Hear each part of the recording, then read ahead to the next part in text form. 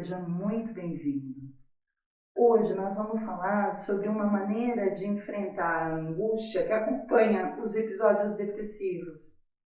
É uma conversa delicada, mas mesmo assim eu quis trazer esse tema para o canal, porque essa leitura que eu estou trazendo pode te ajudar a encarar os momentos de angústia de uma forma que você transcenda, que você saia fortalecido.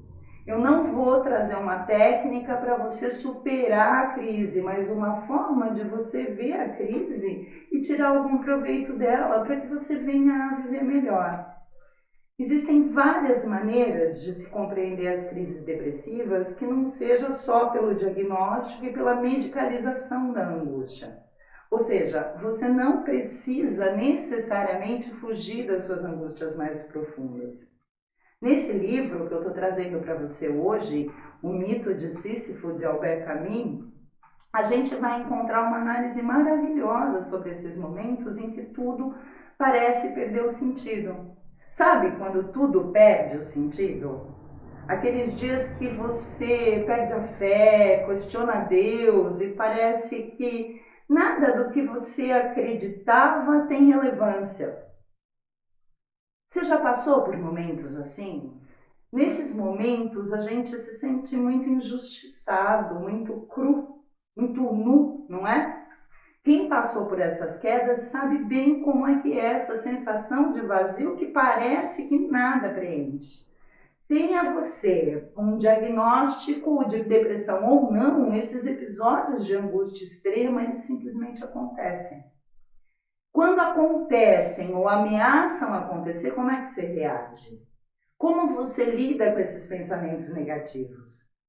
Nesses momentos, apelar para a positividade, vibrar positivo, recitar o Ho'oponopono não resolve nada, não adianta. Você sabe como é?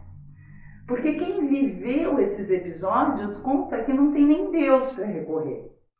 A descrença é tão grande que você chega a pensar na possibilidade até de renunciar à sua família, ao seu emprego, até a própria vida. Mas se você passou por um episódio tão angustiante que chega a aproximar a gente da sensação de morte, você sabe que a pergunta que não cala na cabeça é: por que vale a pena viver diante desse absurdo que é a vida?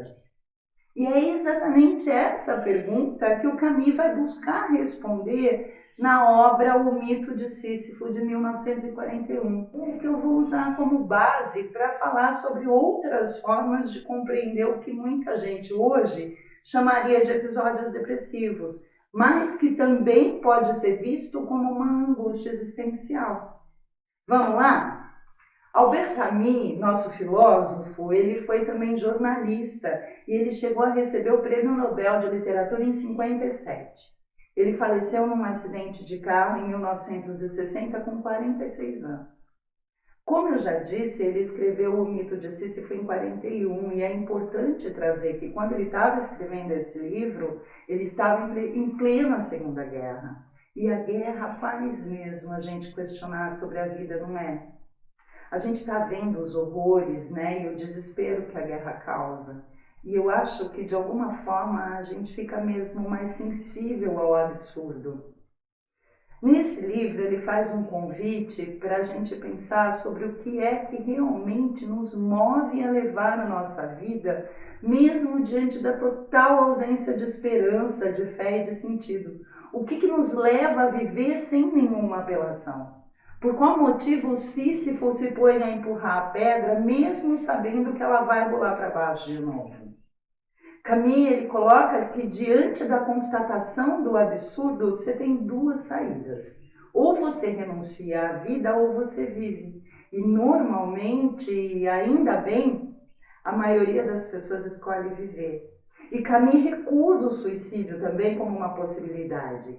Para ele, a angústia massacrante e nauseante desses episódios, ao invés de levar a uma renúncia, leva a um desafio de permanecer vivo. E detalhe, não só permanecer vivo, mas mais lúcido, como ele mesmo disse.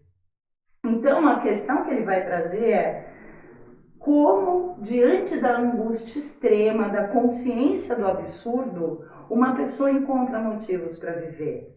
Interessante, não é? Como você encontra motivos para viver em plena angústia? Onde estão e quais são esses motivos para você viver? Já parou para pensar nisso?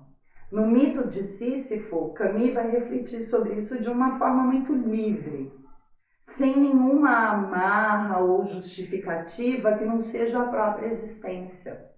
Então, para a gente entender estes episódios tão angustiantes e poder sair deles melhores do que a gente entrou, eu preciso te fazer um convite.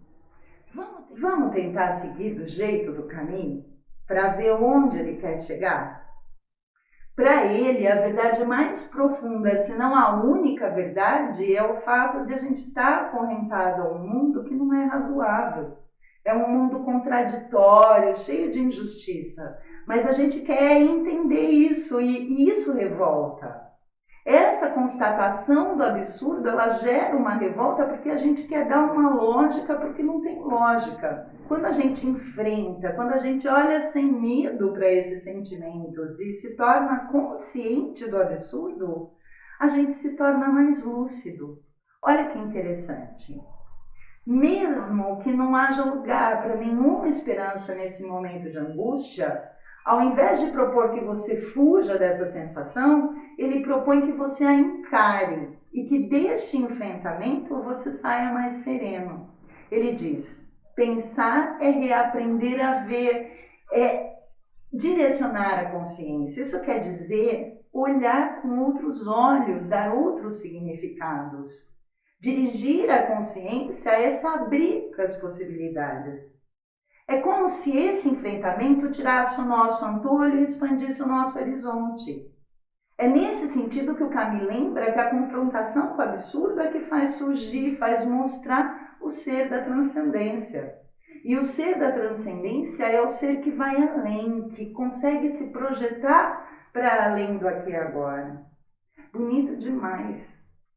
Se poder constatar as coisas como elas são de fato, e a partir dessa tomada de consciência você conseguir se transformar, é isso. Movido pela revolta do absurdo, esse ser que transcende, ele vai clarear o universo dele e vai lançar para si mesmo o desafio de se manter vivo. É esse ser ali na tristeza que averigua as possibilidades reais que você tem e que são passíveis de transformação. Mas como é possível que a confrontação com o que há de mais angustiante em mim possa me levar a viver? Eu preciso fazer então um parênteses aqui. A gente tem sido forjado numa ideia de que a gente tem que fugir de toda a negatividade, que a gente não pode sofrer. Eu já falei sobre isso nos episódios sobre positividade tóxica.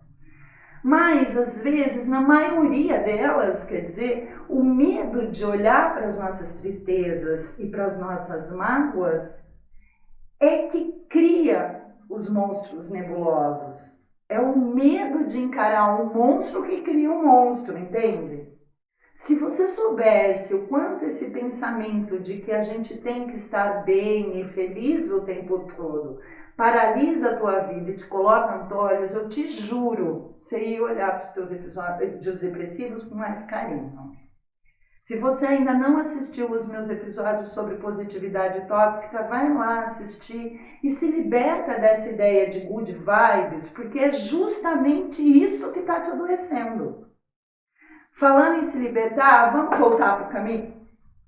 Para o caminho, é esse encontro do absurdo da vida, essa tomada de consciência que vai trazer a revolta, a liberdade e as paixões que geram o movimento para viver, para retomar a vida. Para ilustrar isso, ele usou o mito de Sísifo, que foi contado por Homero por volta de 800 anos antes de Cristo. Se você não conhece a história toda e quiser conhecer, junto com esse vídeo eu postei outro contando bem rapidinho a lenda de Sísifo, tá? Aqui a gente vai direto ao ponto que interessa na história de Sísifo, que é a punição que ele recebeu dos deuses. Sísifo foi considerado um grande ofensor dos deuses E sua punição eterna foi a que ele deveria rolar uma pedra bem grande de mármore até o cume de uma montanha bem íngreme. E toda vez, quando ele quase conseguisse alcançar o topo, a pedra desceria da montanha. E assim seria por toda a eternidade. Mas como é que esse mito, essa história do suplício do Sísifo pode ajudar a gente a tirar alguma lição para a angústia de um episódio depressivo? A gente consegue imaginar ele empurrando a pedra e a pedra descendo. Mas a questão do caminho é o que se passa com o Sísifo enquanto a pedra desce e ele tem que descer junto para começar de novo o tormento dele. O caminho ele vai comparar esse momento em que a pedra rola e que Sísifo tem que descer mais uma vez com o que acontece quando a gente se angustia com a vida, quando a gente toma consciência do absurdo das coisas e vê os fatos como eles realmente são. Assim como nós, quando a gente se angustia, Sísifo não tem esperança nenhuma, mas ele é obrigado a empurrar a pedra de novo e de novo. Quem passou por episódios de angústia sabe que é assim. A gente se sente meio que Sísifo mesmo, sem nenhuma ilusão. Aquela sensação de que nada tem salvação, de que nada nem ninguém pode salvar a gente. E tudo continua porque a única verdade que grita é que é preciso continuar a viver e a empurrar sua pedra. O que é que move Sísifo, então? O que é que nos faz dizer que é preciso viver e continuar a empurrar a nossa pedra? Para o Camus é justamente a constatação do absurdo, a consciência de que o nosso sacrifício ele só vai acabar quando a gente morrer, é que não vai mais permitir que a gente continue com os antolhos, que a gente continue seguindo na mesma marcha e para a mesma direção. Você entende? Nesse momento da queda, em que você toma consciência, você experimenta a liberdade no que diz respeito a qualquer regra. Você se encontra totalmente livre de qualquer regra moral que te seja imposta. Se você não se opuser a essa angústia, se você não tentar fugir desse momento e olhar com muita honestidade para a sua existência, para o que você viveu, você se sensibiliza com a sua vida, porque de alguma forma isso cria revolta. E o Camus diz, nessa revolta que sacode o homem e o faz dizer isso não é possível, já existe a certeza desesperada de que há possibilidade. Se você se atentar para o que você fez e faz, sem nenhuma apelação, sem precisar acreditar em nada, a não ser nas coisas de fato, você vai clarear as coisas, você vai pôr luz nelas. E quando as coisas estão muito claras e sem nenhum subterfúgio, fica muito melhor para gerenciar a sua própria vida, concorda? É mais ou menos assim. Como é que você pode se livrar dos cupins no porão se você se recusa a ir até lá e acender uma lanterna? A questão aqui é ter coragem de encarar as coisas para tomada de consciência. E é justamente essa questão que o Camus traz do Sísifo. O que torna a punição de Sísifo uma tragédia é justamente o fato de que ele sabe que no fim de tudo vai dar em nada, que todo o esforço, tanta angústia para empurrar a pedra, ele sabe que é em vão, porque a pedra vai descer de novo e de novo. A gente tem uma vantagem sobre o Sísifo porque a nossa história tem um tempo determinado, ele não é eterna. Mas do mesmo jeito que Sísifo, a gente conhece o nosso destino. A gente sabe que todo esse esforço vai acabar quando a gente morrer. E é aí que entra a graça da coisa. De repente, mesmo sensibilizado pela verificação amarga e nauseante, né, como diria Sartre, é que você se apropria do tempo que você tem e da obra que você ainda pode realizar, porque você toma consciência que o teu futuro é limitado. E então você se situa. Para o Camus, o equilíbrio da vida depende dessa oposição permanente entre a revolta consciente e a nossa liberdade. Para ele é justamente essa constatação do absurdo é que regula a forma como você vai se relacionar com a sua vida.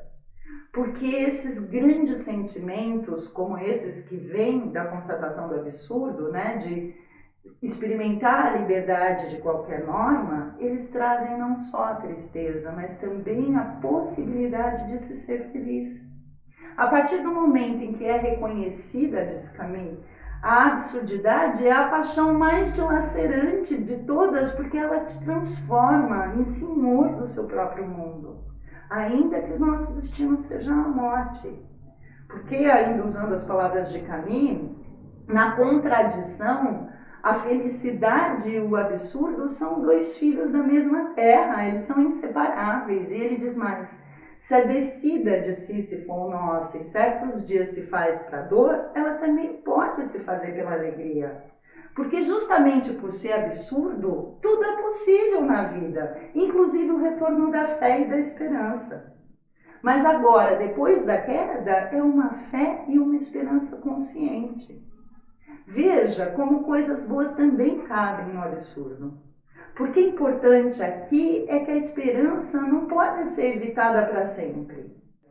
De novo, usando as palavras de Camus, trata-se de respirar com o absurdo, de reconhecer as suas lições e redescobrir a sua carne. A única coisa que o Sísifo tem é a pedra para empurrar. Sabendo que no final das contas tudo vai dar em nada, é da pedra que ele vai se ocupar. De cada um dos grãos, de cada pedacinho de barro que vai se juntando na subida. E de repente, a pedra se forma como o mundo dele. E o lindo disso tudo é a constatação de Camus, que diz que a cada um desses momentos em que ele deixa o cume da montanha e se afunda um pouco mais, o Sísifo se torna mais forte que o seu rochedo. Ou seja, quando você consegue se apropriar das suas dores sem apelar a nada além dos fatos, você se torna mais lúcido. E quando você se torna mais lúcido, você encara os seus atos e os dos outros com muito mais serenidade e sai mais forte para empurrar a sua pedra de novo. Tão mais forte quanto mais dono dos seus próprios dias. E então, se você quiser, você pode até escolher ser eterno, mesmo sabendo que um dia você vai morrer. Você pode até ser mais feliz, por que não? A gente tende a imaginar o Sísifo infeliz no suplício eterno dele, mas o Camus propõe uma forma diferente de olhar essa história. Ele sugere que quando o Sísifo se reencontra com o fardo dele no pé da montanha, ele transcende a si próprio e se mostra mais forte e segue firme para continuar a levantar a pedra. Nesse momento de tomada de consciência, o Sísifo trava uma luta para chegar de novo ao topo da montanha. E a luta em si já se torna a vida. É preciso imaginar Sísifo feliz, diria Camus. Por que não? A alegria, a esperança e a fé também fazem parte do absurdo. Olhar sem subterfúgios para o absurdo é sentir a sua vida, a sua revolta, a sua liberdade no máximo possível. E viver isso é permitir-se viver no máximo possível. Então experimente encarar o absurdo. Para de procurar culpados ou desculpas ou nomes para os seus sentimentos, porque isso é manter Sísifo como um antolho que ele não tem. Pensa nisso. É isso por hoje. Esse é só um pedacinho de um livro grandioso que vale muito a pena ser lido na íntegra, tá? Fique bem e não tenha medo de pensar o que você quiser sobre o que você quiser. Você é livre para isso. Um beijo enorme, até a próxima. Tchau!